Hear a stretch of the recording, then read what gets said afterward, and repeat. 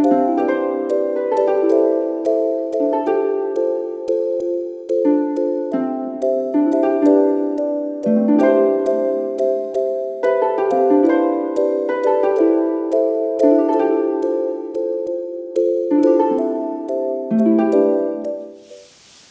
صبايا، اليوم أنا رح أشتغل هذا الكوستر كتير حلو على شكل قلب، ما بياخد وقت، بسرعة بيصير. ممكن نختار هذا اللون أي لون تاني حابين نستخدمه.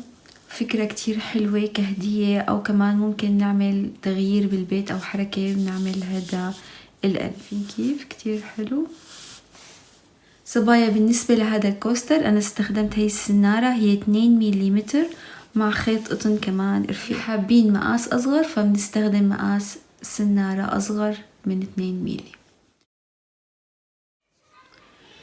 بالبداية صبايا رح نعمل العقدة، وبعدين بدنا نعمل 36 سلسلة. 1 2 3 4 صبايا أنا عملت 36 سلسلة. تمام. هلأ بدنا نعد 9 سلاسل. 1 2 3 4 5 6 7 8 9. عن 9 سلسلة رح نعمل غرزة عمود بلفة.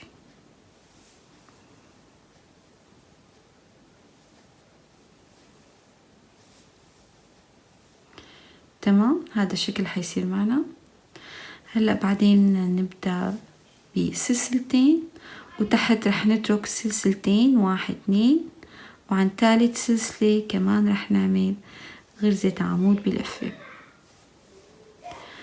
بدنا نكرر هالخطوات، سلسلتين، بدنا نترك سلسلتين، وعن ثالث سلسلة رح نعمل غرزة عمود بلفة. رح كمل هالخطوات لوصل لعند أول سلسلة عملتها. صبايا وصلت لعند أول سلسلة، وهذا الشكل اللي حيصير معنا. رح يطلعوا 10 مربعات. تمام. بدنا نتأكد إنه بين المربع والمربع في سلسلتين. هلأ بالنسبة للسطر الثاني بدنا نرتفع 5 سلاسل. 1 2 3 4 5. بدنا ندور بالشغل. فوق العمود بدنا نعمل عمود. تمام.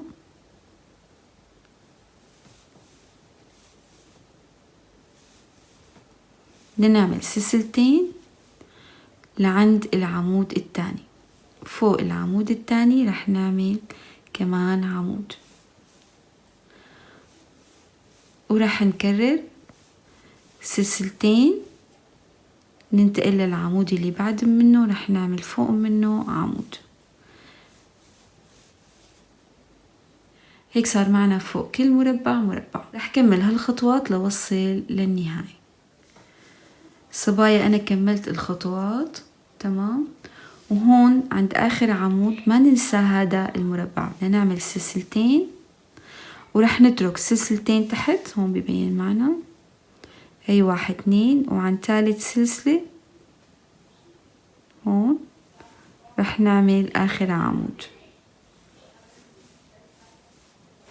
بدنا نتأكد إنه بكل سطر عم يكون معنا 10 مربعات. هلا بالنسبة للسطر الثالث رح نعمل 5 سلاسل. رح نكرر اللي عملناه بالسطر يلي قبل منه. هاي 5. رح ندور بالشغل وننتقل عند أول عمود، فوق منه رح نعمل عمود،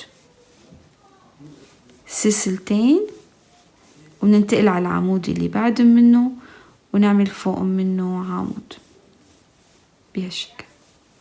هيك نحن هلأ عم نعمل مربعات. هلأ بدنا نكرر هذا السطر الثاني لحتى يصير معنا 10 مربعات. 10 من تحت بالعرض و10 فوق بالطول. هيك بصير عنا 10 سطور مربعات. هلأ نحن معنا 3، بدنا نكمل ليصير معنا 10. رح كرر أنا الخطوات برجعكم صبايا أنا كررت السطر الثاني، وهذا الشكل اللي حيصير معنا. شايفين مربعات؟ إذا بدنا نعد هون مربعات 1 2 3 4 5 6 7 8 9 10، وكمان تحت لازم يكونوا 10. 1 2 3 4 5 6 7 8 9 10. تمام. هلأ هون عند آخر غرزة عمود عملناها رح نعمل سلسلة وبنقص الخيط، وبعدين بدنا نخبي. تمام. هلأ بالخيط البداية بده يكون على طرف اليسار، وهون فوق عنا الأعمدة رح نعد 5 أعمدة مع السلاسل، 1 2 3 4 5. رح ندخل السنارة هون فوق وحنضيف الخيط يكون فيه عقدة البداية ونسحبه بهالشكل. هلأ هون بدنا نعمل 9 سلاسل، 1 2 3 4 5 6 7 8 9. رح ندور بالشغل. تمام. هون نحن عملنا السلاسل، رح نترك أول عمود وننتقل على تاني عمود هون، ورح نعمل غرزة المنزلقة. تمام. هون في عنا سلسلتين، حنعمل منزلقة بأول سلسلة، منزلقة بتاني سلسلة، وعند العمود هاد رح نعمل كمان منزلقة. تمام. ورح ندور بالشغل. هلأ هون في عنا هذا الفراغ اللي صار معنا، جوا الفراغ رح نعمل 15 غرزة عمود بلفة، 1 2 3 4. صبايا أنا عملت 15 غرزة عمود بلفة هون جوا الفراغ. تمام. هلأ هون مطرح ما دخلنا السنارة، فنحنا رح ننتقل على العمود اللي قبل اللي دخلنا فيه السنارة هون، ورح نعمل منزلقة. هلأ بدنا ننتقل على العمود الثاني، فرح نعمل منزلقة هون بأول سلسلة، منزلقة بتاني سلسلة، ومنزلقة عند أول هون عمود. شايفين تقنا على هذا العمود. هلأ بدنا ندور بالشغل وبدنا نشتغل فوق كل غرزة عمود غرزة عمود، يعني معنا 15 عمود رح نعمل 15 عمود بلفة، 1 2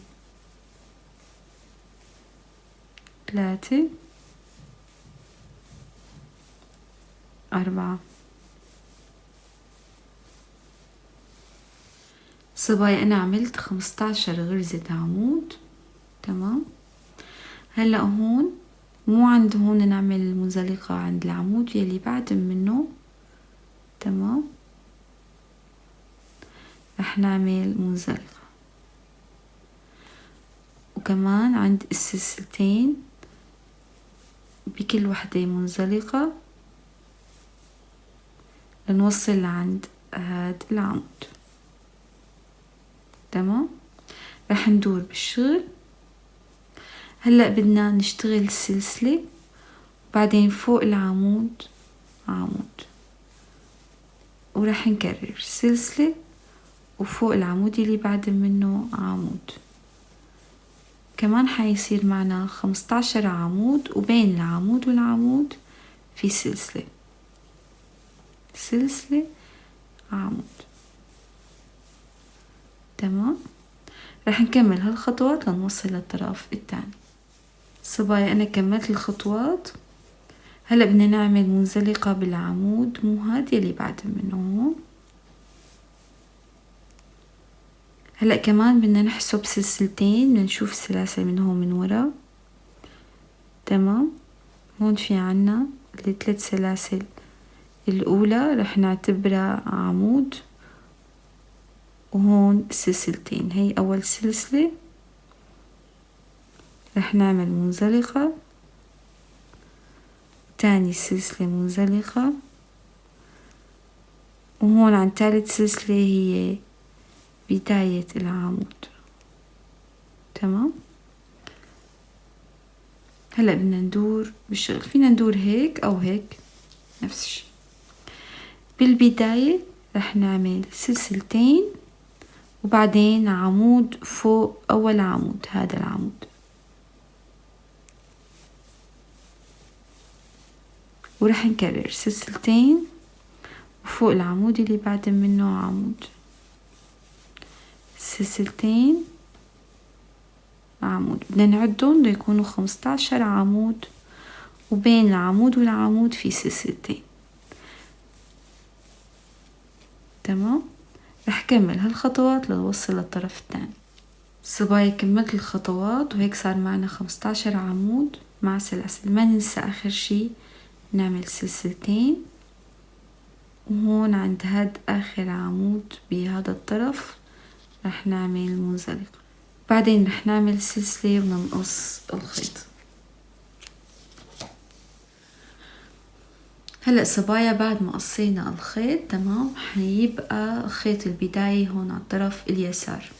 هلا بدنا نشتغل بهاد الطرف. تمام. هون مطرح ما سكرنا الخيوط بدنا نعمل نفس الخطوات اللي عملناها هون بهاد الطرف. تمام. هلا هون نحن عدينا 5، كمان هون رح نعد 5. شايفين وين نحن سكرنا الخيط؟ هذا أول عمود، 1 2 3 4 5. عند 5 عمود رح ندخل السنارة وراح نضيف الخيط، وبعدين بدنا نشتغل 9 سلاسل، وراح أعيد نفس الخطوات اللي عملتها بهالطرف، سلاسل بعدين أعمدة بهالشكل رايح جاي. تمام. بس لخلص برجعكم صبايا أنا كملت بنفس الخطوات هون مثل ما عملنا بهالخطوات هون عند آخر شي ما ننسى السلسلتين، وهون في عنا اللي 3 سلاسل هن رح نعتبرهم عمود، 1 2 3، وعند ثالث سلسلة رح نعمل المنزلقة. تمام. هلأ بدنا ندور بالشغل لأنه هذا الخيط البداية رح يكون على اليسار، فهذا حيكون من فوق وهون من تحت. فهلأ بدنا نشتغل داير من دار. هذا آخر سطر هون بالفراغ رح نعمل غرزة الحشو، بعدين غرزة البيكو، 1 2 3 سلاسل، ونرجع على الحلقتين يلي تحت ونسحب الخيط من الكل، وبنفس الفراغ رح نعمل غرزة الحشو، ورح نكرر الفراغ يلي بعد منه غرزة حشو، بعدين 3 سلاسل، نرجع على الحلقتين يلي تحت بالحشو، نلف الخيط ونطلع من الكل، وبنفس المكان غرزة حشو. الفراغ يلي بعده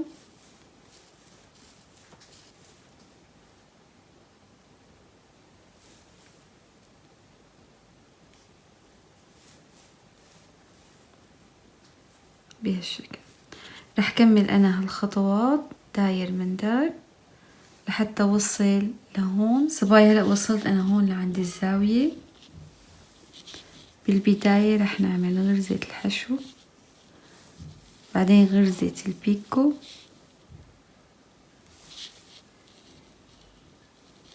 بنفس المكان حشو. هاي 1. مرة تانية بدنا نعمل حشو بيكو حشو. هاي تاني مرة، كمان بدنا نعملها ثالث مرة حشو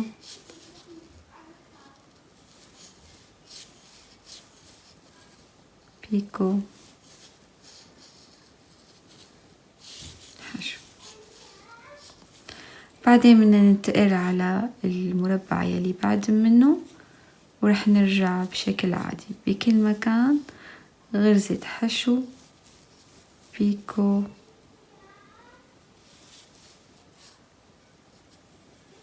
نفس المكان حشو. بس بدي اورجيكم الزاوية هون كيف صارت، شايفين؟ رح كمل لوصل للنهاية. هلا صبايا هون آخر شي رح نعمل غرزة المنزلقة، بعدين السلسلة، ورح نقص الخيط. صبايا هذا الشكل النهائي. بتمنى انه تكونوا استمتعتوا بالفيديو. سلام.